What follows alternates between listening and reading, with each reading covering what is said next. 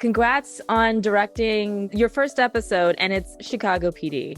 Yeah, thank you so much. It's also kind of ironic that you're directing the episode that is such a classic Voight outing where he's like off the books and everything. It is. Did you find yourself like resisting the urge to Halstead and be like, wait, maybe you shouldn't do this, Voight?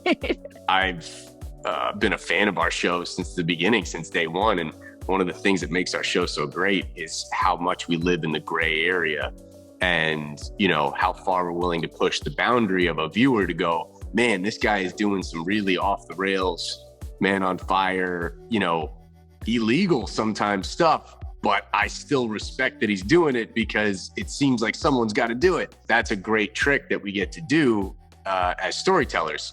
So no, I didn't fight that urge at all. In fact, I really wanted to lean into, the void of it. Preparing a script as an actor, you're looking at just this one perspective and how this one person feels.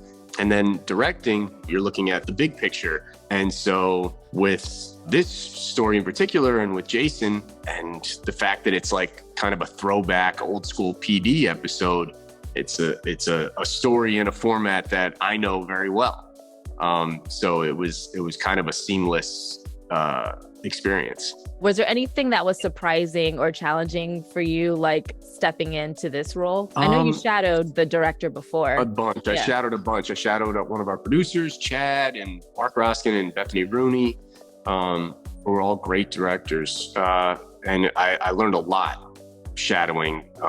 Even though you spend so much time on set, there's things behind the scenes that happen in prep and stuff like that you're not really privy to. So that was all a great experience. But no, the biggest hurdle was just the nerves, before getting down to it, not knowing what the episode's going to be about and going, oh God, am I going to have as many ideas as I usually do when I get a script? Or what if I don't know how I want something to go? But the second I started reading the outline, I was like, oh, this is how I want to do this, so it all made sense. Usually when we have a Halstead scene, it's usually Upton and Voight that were the majority of his scenes. So how did it feel to kind of spend more time with the others, even though you were the director? It was fun. That's some of the stuff you end up missing. You miss the family, you miss the goofing off, in between takes and stuff like that. I didn't get to goof off that much with this because, you're so focused. But most of the episode was Voight. So in the times that everyone else was around, it was great. We had some good laughs. Did they rib you or give you a little bit of a hard time? No, not really.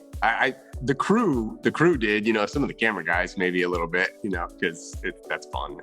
But we all love each other. It's such a close-knit family. I fly out today. And we know this season, Halstead left pretty abruptly, kind of, would you say, ghosted Haley? Well, he didn't ghost her. He had a whole conversation about how he had to go and this and that. Yeah, but then he stopped taking her calls. I don't know. I consider that ghosting. Do you consider that ghosting? I don't know. I can't speak to what he's doing now. I think Gwen and the writers, they have a plan, and they it's their responsibility to take care of the characters, and tell the stories. And our show's a pretty dark show. So I would just say, trust the process, And finally, now that you've done Chicago PD, are you looking at Med, Fire, the other Chicagos, maybe directing your on-screen brother, Nick Gelfus? Who knows? I would love to direct Nick. That would be a lot of fun. He even said, he was like, you should come do it, man.